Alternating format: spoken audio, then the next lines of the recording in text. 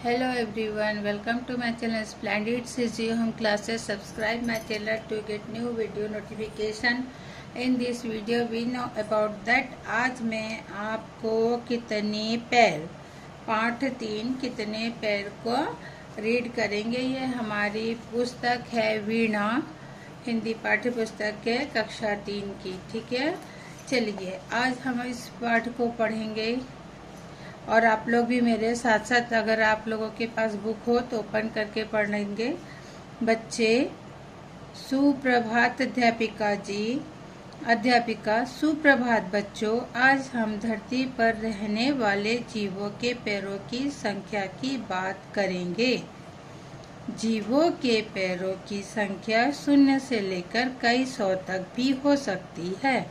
अच्छा, कोई बता सकता है किस जीव के पैर नहीं होते? श्याम, जी हाँ अध्यापिका जी, मुझे पता है। बरसात में मैंने बहुत केचुए देखे हैं, उनके पैर नहीं होते, वे पेट के बल सरकते हैं। अध्यापिका जी, बहुत ठीक। अब कुछ 2 पैरों वाले जीवों की बात करेंगे। इन जीवों को द्विपाद भी कहते हैं।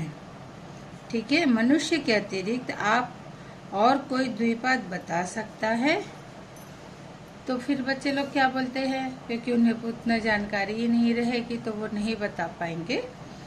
रमेश, क्यों नहीं, सारी चिड़िया द्विपाद होती है ना अध्यापिका जी। अध्यापिका जी, बिल्कुल सही कहा रमेश। अब हम किस पशुओं की बात करें तो बताए कि आपने कभी किसी ऐसे पशु का नाम सुना जिसके 2 ही पैर होते हैं? सविता, जी हाँ अध्यापिका जी, मेरी माँ एक दिन मुझे ऑस्ट्रेलिया देश के विषय में बता रही थी और उन्होंने मुझे वहाँ पे पाए जाने वाले द्विपाद पशु का चित्र दिखाया था जो 2 पैरों पर कूद कूद कर चलता है, किंतु मैं उसका नाम भूल गई। ये देखो बच्चों, ये 2 पैरों पर ही कूद कूद कर चलता है।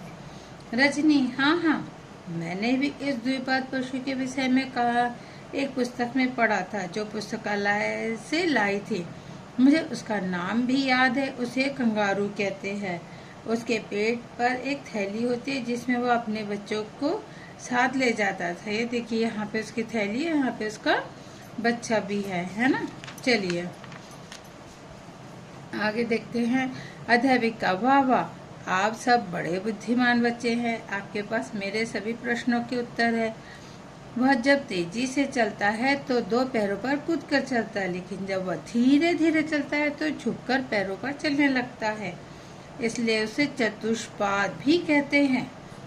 कंगारू को चतुष्पाद भी कहा जाता है और कभी कभी आगे बढ़ने से वह अपनी पूंछ का भी उपयोग करता है, इसलिए उसे पंचपाद भी कहते हैं। देखो बच्चों, कंगारू को द्विपाद भी कहते हैं, चतुष्पाद भी कहते हैं और पंचपाद कब कहते हैं? जब वह पूंछ के सहारा लेके चलने लगता है तो उसे पंचपाद भी। वैसे अधिकतर पशुओं के तो 4 पैर ही होते हैं, जैसे गाय, भैंस और समीर, कुत्ता, बिल्ली, घोड़ा। वीणा बोलती है बकरी, गधा, बंदर, बाबा। रफिया बोलती है मेंढक, उदबिलाव, घड़ियाल, है ना। रमेश शेर, चीता, विपिन जेब्रा, जिराफ। शायद ये सब लोग किसी उसमें गए हैं और फिर देखिए जू वगैरह में। अध्यापिका, बहुत सही बच्चों, आज सब आपको तो बहुत सारे पशुओं के नाम आते हैं, लेकिन अब देखते हैं कि भिन्न भिन्न कीटों के पैरों के विषय में आपको कितने पता है। आप सभी ने चींटी और चींटियां तो देखी है, बताइए उनके कितने पैर होते हैं? मीना, अध्यापिका जी, मुझे चींटों को देखने में बड़ा आनंद आता है, उनका चलना मैंने बहुत पास से देखा है। मैंने कई बार उनके पैर भी गिन लिए और पता चला कि उनके 6 पैर होते हैं। ठीक है अध्यापिका, अरे वाह, अब आप स्वयं गिनकर आई हैं तो आपका उत्तर सही है। आपको पता है चींटी के अतिरिक्त और भी कई कीट हैं जिनके 6 पैर होते हैं, जैसे मक्खी, भंवरा और भी बहुत होते हैं। राम बताता है तितली, सिमरन कहती हैं झिंगुर, है ना। ये देखिए यहाँ पे बहुत सारे पक्षियों के, चींटों के नाम है। यहाँ पे एनिमल्स के पिक्चर्स हैं, है ना, बहुत सारे एनिमल्स के पिक्चर्स हैं और इसमें यहाँ पे बहुत सारे इंसेक्ट के हैं। ठीक है, चलिए अब हम आगे देखते हैं। अध्यापिका जी, शाबाश बच्चों, बहुत सही कहा। आप सब कीटों में इतनी रुचि रखते हैं, तो फिर आप में से कोई ऐसे कीट का नाम बताओ जिसके 6 से अधिक पैर होते हैं। रमेश ने हंसकर कहा, मकड़ी, है ना, मकड़ी। ये देखिए। सविता, हाँ हाँ, मकड़ी के तो 8 पैर दिखाई देते जब वह जाले पर चलती हैं। अध्यापिका जी, बिल्कुल सही बताया। अब मैं आपको एक ऐसे कीट के विषय में बताना चाहती हूँ जिसके 30 से लेकर 382 तक पैर हो सकते हैं, अर्थात 15 जोड़ी। यानी इस तरह जोड़ेंगे तो ये एक जोड़ी कहलाते हैं 2 पैर, तो अगर ऐसे जोड़ेंगे तो 15 जोड़ी हो जाएगा। ठीक है ना, 15 जोड़ी से लेकर 191, ये हिंदी में लिखा हुआ है ना, 191 जोड़ी तक पैर हो सकते हैं। इस अद्भुत कीट का नाम आप जानते हैं? कनखजूरा। ये देखिए कनखजूरा, ये आपके घर में कहीं कहीं मिल जाता होगा, कभी कभी देखे होंगे। छोटे जैसे तो जंगलों में या जहाँ बहुत सारा कचरा झाड़ी रहते हैं वहाँ पे बड़े बड़े, जहाँ कोई कभी जाता ही नहीं है, ऐसी जगहों पर तो ये बहुत बड़े बड़े भी हो जाते हैं, है ना।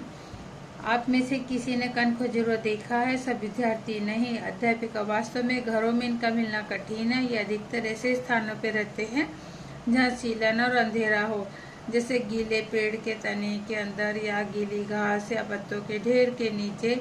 पर सोचने की बात यह है कि इतने सारे पैरों वाला कैसे चलता होगा, है ना।